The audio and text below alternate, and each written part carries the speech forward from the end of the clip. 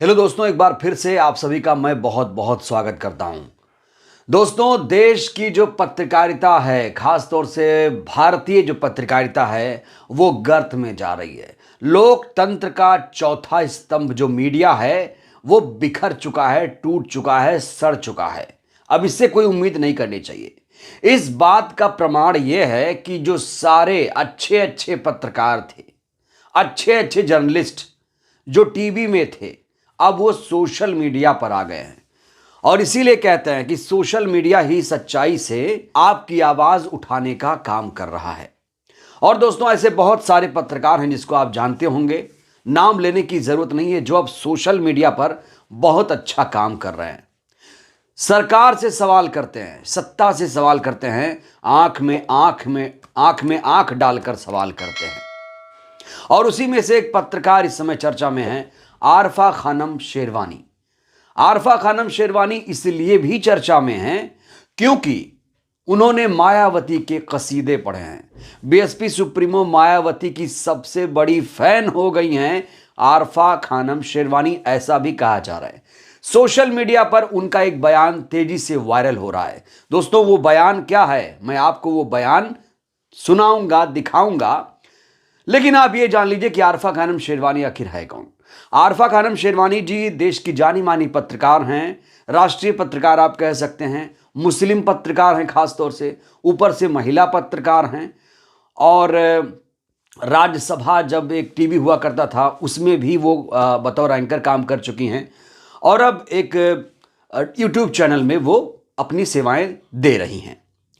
तो उनकी जो रिपोर्टिंग होती है आपने देखा होगा। उनकी एक रिपोर्टिंग भी खासी चर्चा में है, मायावती जी को लेकर एक रिपोर्टिंग उन्होंने की थी। उस वीडियो में आरफा खानम शेरवानी जी ने दिखाया था कि 100 साल में पैदा होती है एक मायावती, दलित की बेटी से सीएम तक की पूरी कहानी।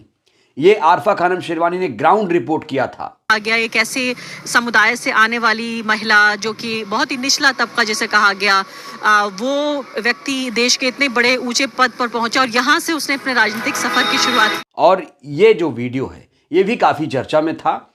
लेकिन अब एक और चर्चा है आरफा खानम शेरवानी की, वो यूं, उन्होंने बीएसपी सुप्रीमो के कसीदे पढ़े हैं। दोस्तों, आरफा खानम शेरवानी जी का एक ट्वीट काफी वायरल हो रहा है। उन्होंने जो बातें लिखी हैं और उसको लेकर बहुत चर्चा है, क्योंकि आम तौर पर कोई भी पत्रकार इस समय मायावती का जिक्र नहीं कर रहा है। आप बड़े से बड़े पत्रकारों को देखते होंगे, ना तो बीएसपी की खबर बताई जाती है, ना तो मायावती का जिक्र होता है। इकलौती मुझे लगता है कि आरफा खानम शेरवानी जी काफी ज्यादा पॉजिटिव लग रही हैं मायावती जी की राजनीति को लेकर। उन्होंने क्या लिखा है जरा देखिएगा। उन्होंने कहा है, मायावती जी की राजनीति का विरोध राजनीतिक तरीके से कीजिए, लेकिन मायावती का अपमान हर उस महिला का अपमान है जिसने इस घोर सांप्रदायिक, जातिवादी, महिला विरोधी, पितृसत्तात्मक समाज में अपने दम पर जगह बनाई है। मायावती जी को गाली देना भारत की हर स्वाभिमानी महिला को गाली देना है। दोस्तों, ये बयान आरफा खानम शेरवानी जी का, ये बयान बहुत ज्यादा इस समय वायरल हो रहा है। सोशल मीडिया पर इसकी चर्चा की जा रही है, इसको लेकर लोग ट्वीट कर रहे हैं, रीट्वीट कर रहे हैं। हालांकि ये बयान कहा जा रहा है थोड़े दिन पुराना है, पुराना बयान है, लेकिन इस समय इसको काफी शेयर किया जा रहा है। 2024 का चुनाव आने वाला है और उत्तर प्रदेश में सबसे सशक्त जो अगर कोई नेता है तो वो बीएसपी सुप्रीमो है, जो खेल बनाएंगी, खेल बिगाड़ेंगी, इकलौती नेता कहा जा रहा है। 2019 में 10 लोकसभा सीटें बीएसपी ने जीती थी और इसीलिए लोकसभा चुनाव के संदर्भ में अगर आप देखेंगे उत्तर प्रदेश में तो वो सबसे बड़ी चेहरा है मायावती जी। और इसीलिए मायावती जी से गठबंधन करने को हर पार्टी लालायित है। अब आरफा खानम शेरवानी जी ने दो बड़ी बातें यहां पर कह दी हैं कि मायावती जी ने अपने दम पर इस पितृसत्तात्मक समाज में, जहां पर पुरुषों की चलती हो, वहां पर अपने दम पर समाज में जगह बनाई।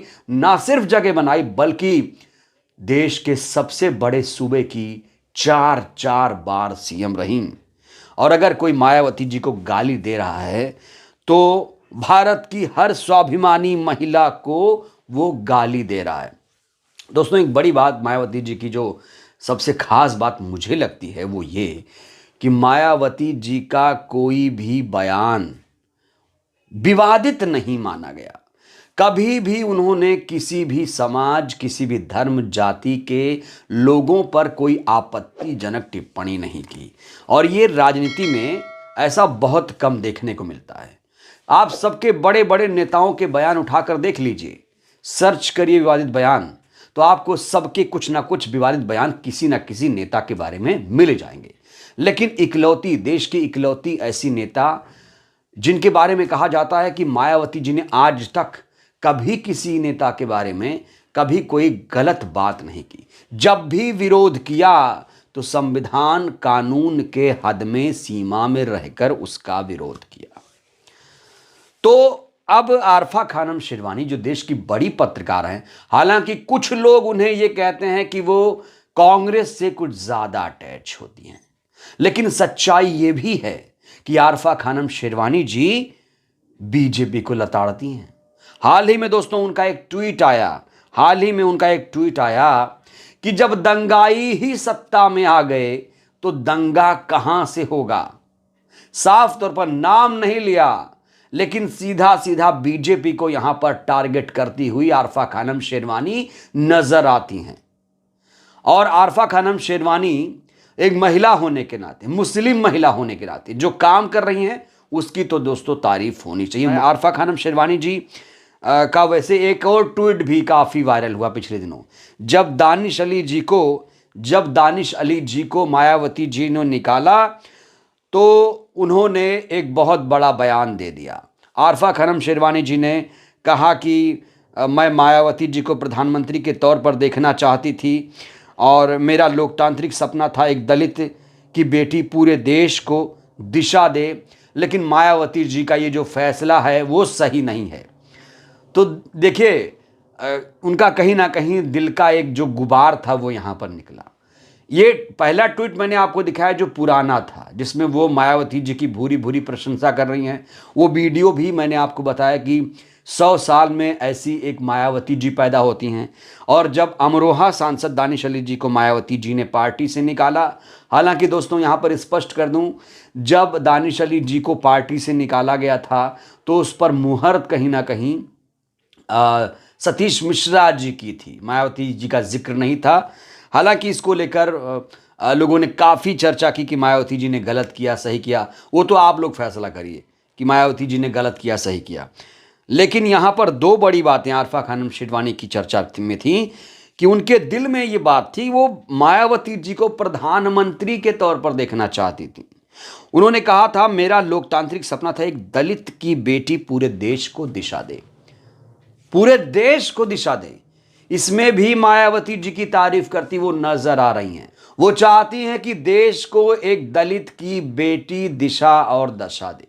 दोस्तों आपको यहां पर स्पष्ट कर दूं, आजादी को 75 वर्ष हो गए, लेकिन आज तक देश को दलित पीएम नहीं मिल पाया। क्या आपने कभी इस बारे में सोचा? दलित मुसलमान ही सत्ता बनाते हैं, बिगाड़ते हैं, और आज तक दलित प्रधानमंत्री देश को नहीं मिला है। क्यों नहीं मिला है वो आप सोचिए, क्योंकि आप ही लोग प्रधानमंत्री बनाते हैं, मुख्यमंत्री बनाते हैं। बिना SC ST OBC माइनॉरिटीज की इनके समर्थन के कोई भी सरकार बना नहीं सकता, सच्चाई है। तो अब मंथन करना होगा 2024 को लेकर। क्या 2024 में देश को दलित प्रधानमंत्री मिलेगा? कहा जा रहा है कि मायावती जी इस समय सबसे सशक्त उम्मीदवार हैं प्रधानमंत्री के तौर पर, और अगर इंडिया गठबंधन में आ गई तो जाहिर तौर पर इंडिया गठबंधन में वो सबसे बड़ा चेहरा बन जाएंगी। सबसे बड़ा चेहरा इसलिए बन जाएंगी क्योंकि उत्तर प्रदेश में सबसे मजबूत स्थिति में वो लग रही हैं। पिछला नतीजा देखा जाए तो उत्तर प्रदेश में अभी उतना बड़ा चेहरा कोई नहीं है। राष्ट्रीय पार्टी के नेता हैं, कई राज्यों में जनाधार है। जब इंडिया गठबंधन उन्हें अपने में शामिल करेगा या वो जाएंगी तो बहुत सारे राज्यों में उनको फायदा मिलेगा। उत्तर प्रदेश, उत्तराखंड, झारखंड, बिहार, पंजाब, हरियाणा या मध्य प्रदेश, छत्तीसगढ़, राजस्थान, पंजाब जैसे तमाम राज्यों में इनका जनाधार है। तो जाहिर तौर पर मायावती एक बहुत बड़ी खिलाड़ी हैं, इसे नज़रअंदाज नहीं कर सकते। दोस्तों, आरफा खानम शेरवानी जी के बयान से आप कितने सहमत हैं? अपनी प्रतिक्रिया देना मत भूलिएगा। वीडियो को लाइक ज़रूर करिएगा। नए हैं तो चैनल को सब्सक्राइब कीजिएगा, सहयोग भी करिए, वीडियो को खूब शेयर करिए। अपना बहुत ख्याल रखिए। शुक्रिया। जय भारत, जय संविधान।